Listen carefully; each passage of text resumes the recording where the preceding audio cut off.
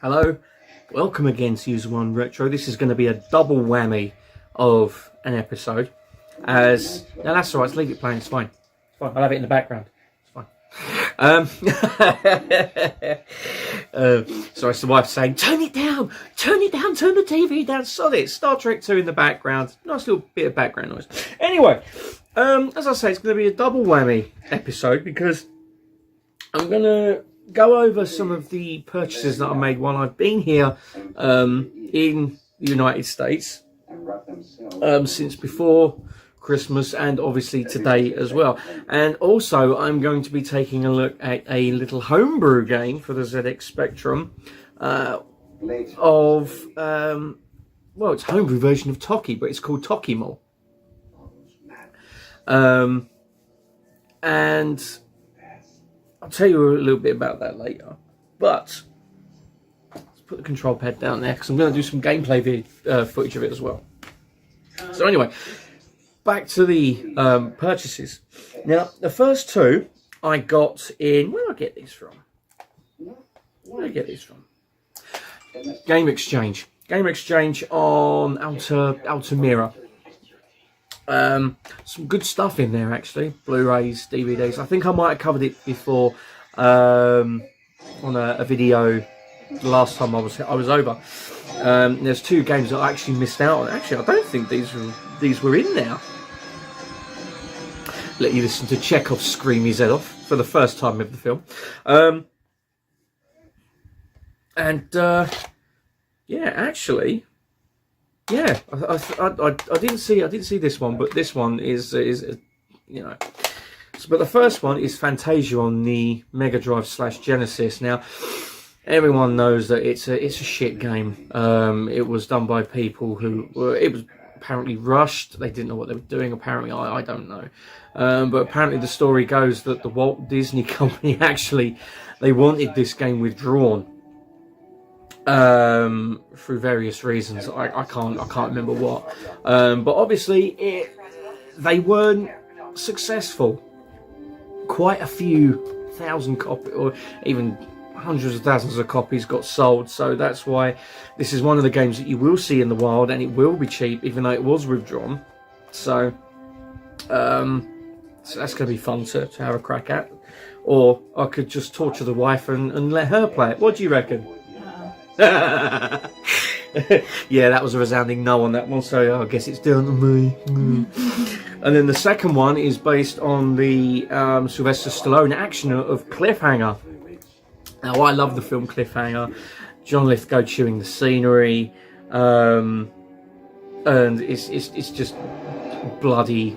It's a cracking film all round. And the game, I've never actually, no, I have played. I played it on the Sega Mega Drive, so I don't know how the Super Nintendo version is going to fare. So that's going to be pretty fun to play. Now the second lot, these are all bought on 2 visits to the movie trading company on Hewlin. Was it Hewlin? I don't remember. Maybe. I think so. It was on our travels. Now the first two, I can't remember if I've covered these in a video since I've been here or not, so I'm just going to cover them again because I don't care. And the first one is Donkey Kong, bought for the princely sum of $3. Now this is an Atari cartridge, even though it's got Coleco on the back. So this is going to be pretty fun to try and see how this version holds up. But for $3, and they had a couple of other copies, which was $6. So, and I wonder if this is because this has got the name Norvell on it. So, as I say, if I've covered this before, fast forward past this bit. And then obviously, Tough Man Contest. Boxing game, I haven't played it. Been interested in it, because apparently it's meant to be pretty good, so, you know, for $3 again. It even comes with a free rattling side, which is quite troubling. Now, so I'm going to pop them on the floor. Shit. Talk amongst yourselves or play amongst yourselves while I go and put these on the floor. Right. Now, the last visit, again, was to the same movie training company, and I've got this as well as a few Blu-rays, but I'm not going to. And it's Star Master. Now, it looks like a typical shoot 'em up. So I'm probably going to be playing this when I get back to the UK, so I'll try and hook it up to the laptop and have a go on it and look at it, I suppose. So I do love a good space shooter. So, I mean, flying around Elite Dangerous and getting my arse blown to bits, I suppose, you know. Actually, you know what? I think I'm going to turn it down a little bit. There we go. So, now we come to the final lot, and these were from Retro Madness. Where did I get? It was a Retro Madness near here. It was about 20 minutes from here. About 20. Bedford. Sorry? Bedford. Bedford. That's the one. Thank you. Thank you. Thank you, unknown voice in the background. Yeah, from Bedford. And I saw these and I thought, you know what, I'm going to pick them up. They also had a few Mega CD games. They had one which was Jurassic Park. And it was $20. And I was like, I might pick that up. When I look at the disc, though, it was coated in scratches. It would have taken so many miracles to try and clean the scratches up. And I thought, you know what? If I'm going to drop $20 on it plus tax, which would have been 8%, so probably would have been about $21, $22. I don't know. Maybe more. I didn't really want a chance it wasn't going to work, especially with all the scratches on it. So I said no. But I did get these though. Now this one, I don't think I've ever actually played it. So it's going to be quite interesting to have a go.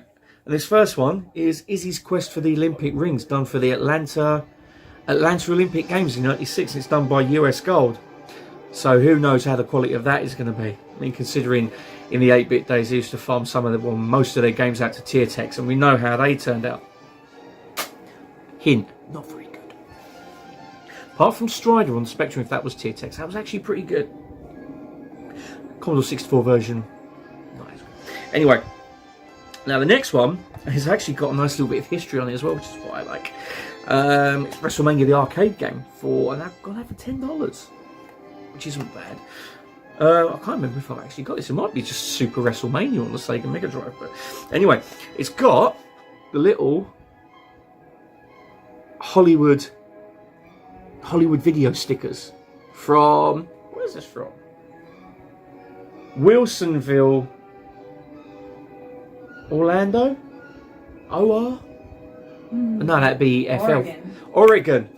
Thank you again, unknown voice in the background. That sounds a bit like my wife. Yeah, Oregon. So, yeah, that's that they will be staying on there as that's actually pretty cool. So, giving that a go at some point soon as well. And you can see where someone's bought it and they've tried to rip the sticker off, the rental sticker on the very top.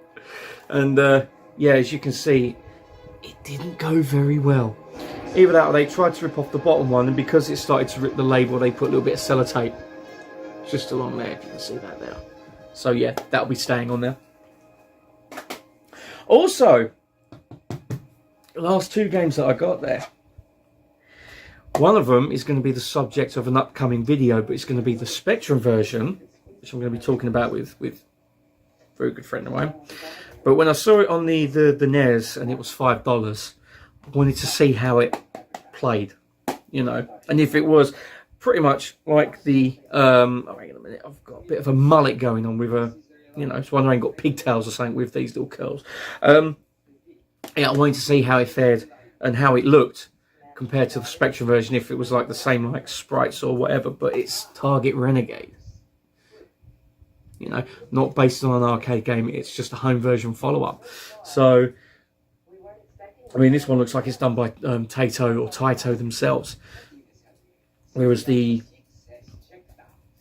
home computer version, Spectrum, Commodore, and Amstrad versions, I think were done by Imagine themselves. So that'll be pretty interesting. And last but by no means least,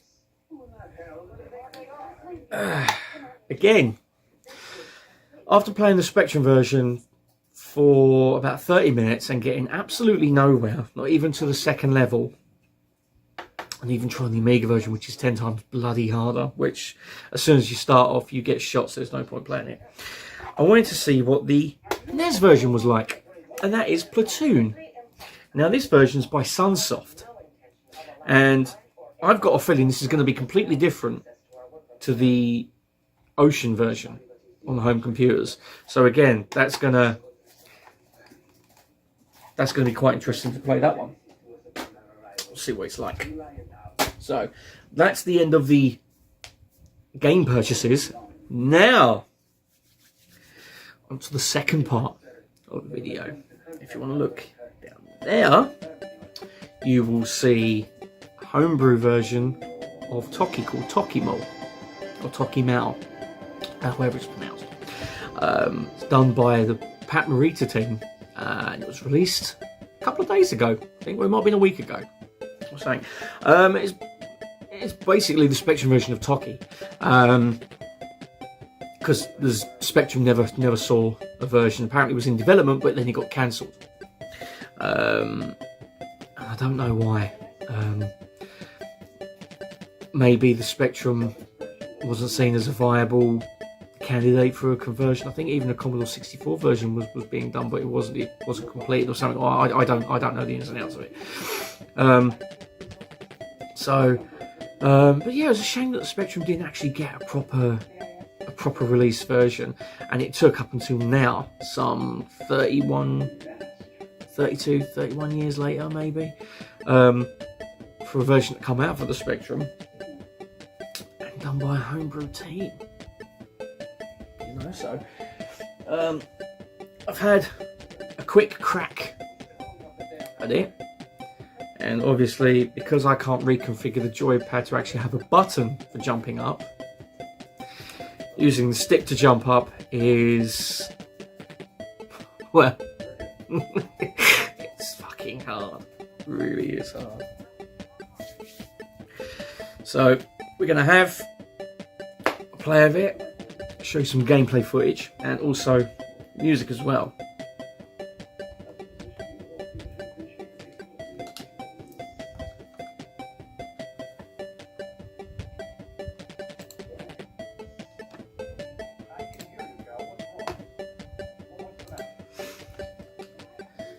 Now, the best thing is that you can choose between arcade, which gives you the 5 standard levels, or extended, which gives you 5 bonus levels as well, and you can also use the coins that you pick up.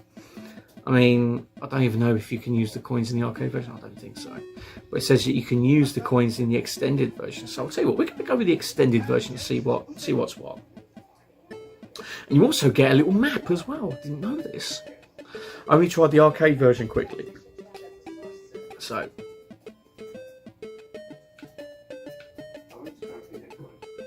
you have to, right, okay, that's why.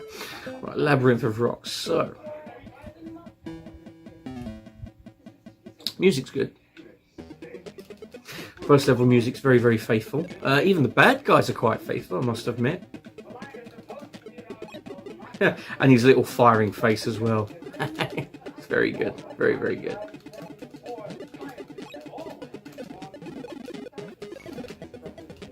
I do like the fact you've also got a timer for your special weapons that you can pick up as well.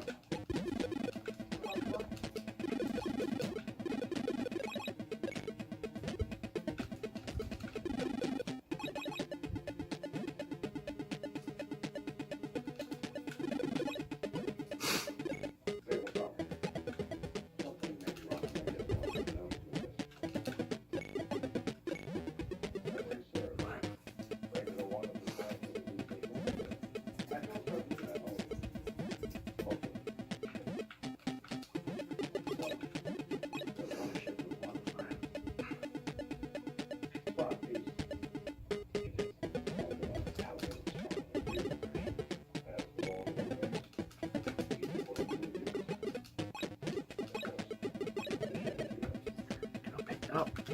Yes. You really have to get the jumps pixel perfect, as you saw there, because it's otherwise you're screwed.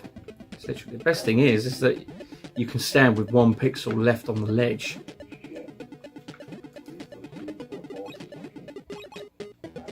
A bit like that. And that way you can make the jumps, which are harder than they look. A lot harder, especially when you're using up on the joypad for jumping. You can't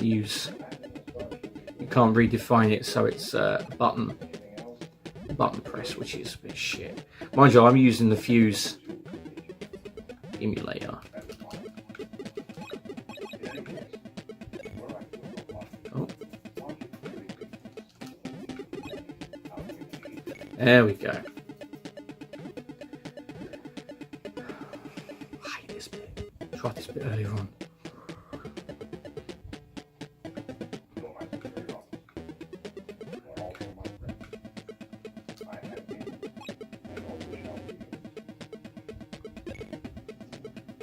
Interesting.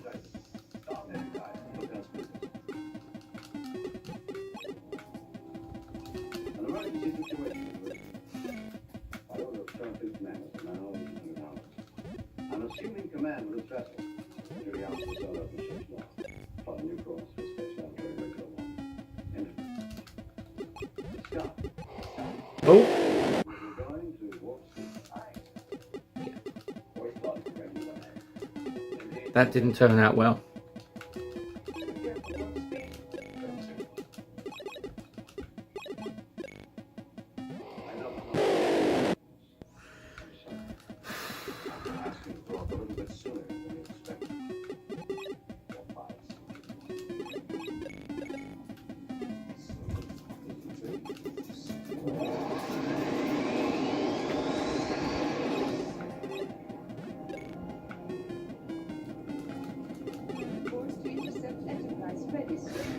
Right. Let's go this way.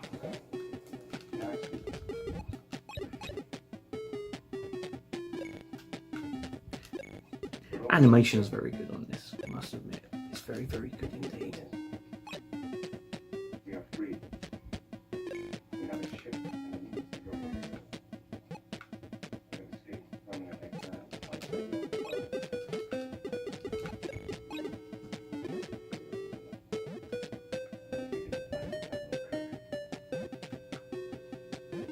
Oh. Just like all Spectrum games, as I say, you really do need to have pixel perfect jumping on this.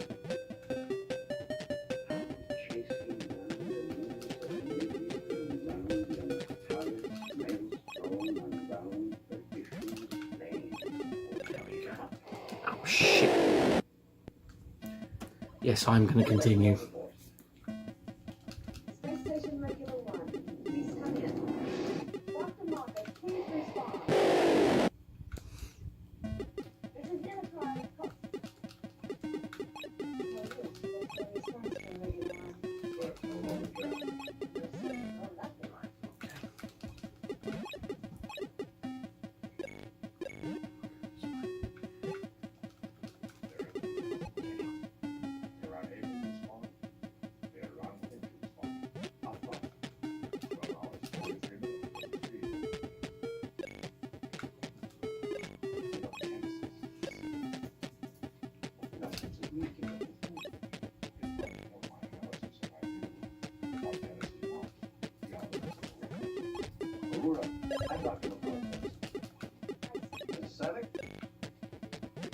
You have a call.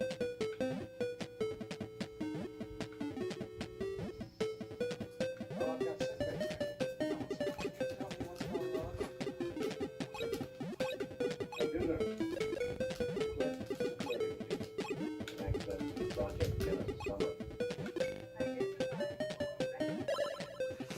You're watching now, I'll probably end up losing that life.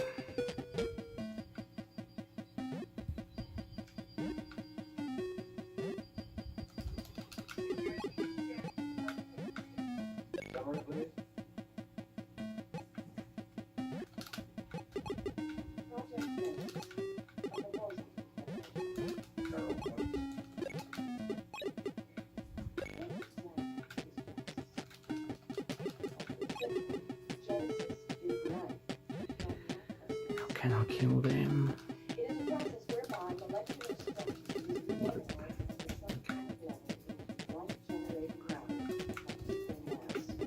Stage 1 of our experiment.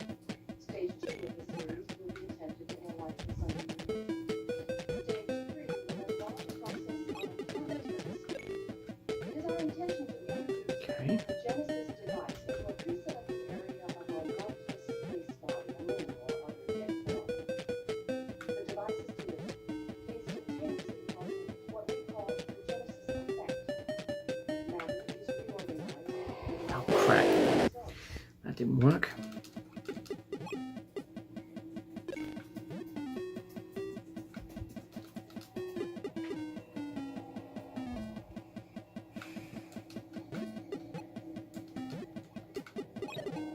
Instead of a dead moon, a living, breathing, capable of sustaining whatever life forms we see. The reformed moon simulated here represents the first fraction of the Genesis potential, should the Federation wish to fund these experiments to their life.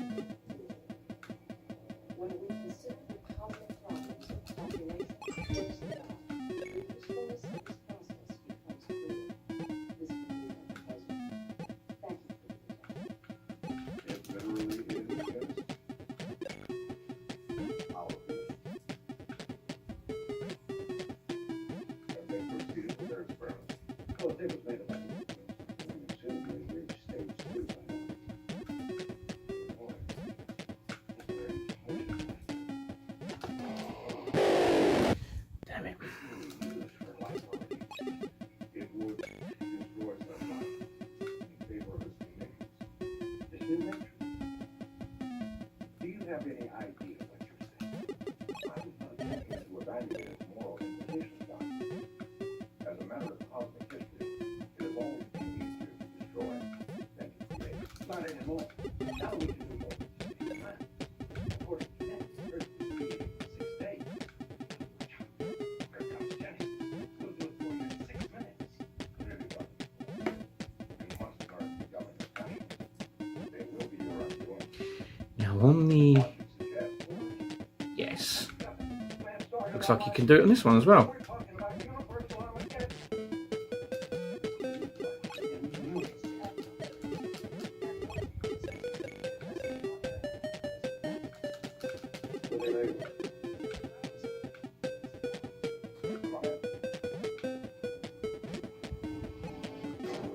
Try the emergency.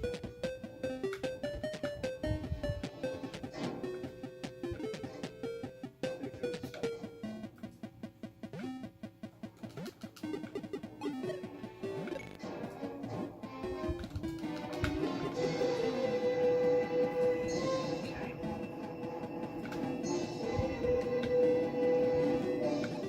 Slow to 1/2 horsepower. Let's be fair. Slowing to 1/2 horsepower. Life in our section is what? Oh shit. Sir, may I approach your number 12? On the approach of any vessel in communications have not been established. Lieutenant, the Admiral is well aware of the regulations. I see. Is it possible to calm system? I will get past this bit, I swear I will. Become a battle of wills now. Let them eat static. And still running with shields down. Of course, we are 150 feet.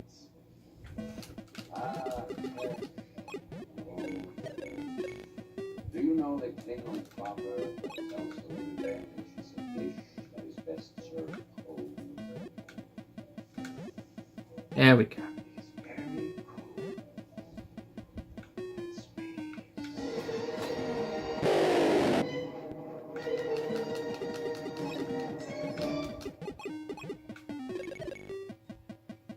This is Dan for you. Yellow alert. Energize defense fields. Crying out loud. I'm getting a voice message. They say the chamber spreads have delivered their comm system. Scan. When the mission from home. Still haven't raised their shields. Raise ours. Their shields are going up. Lock faces. Locking faces on target. They're locking faces. Raise shields.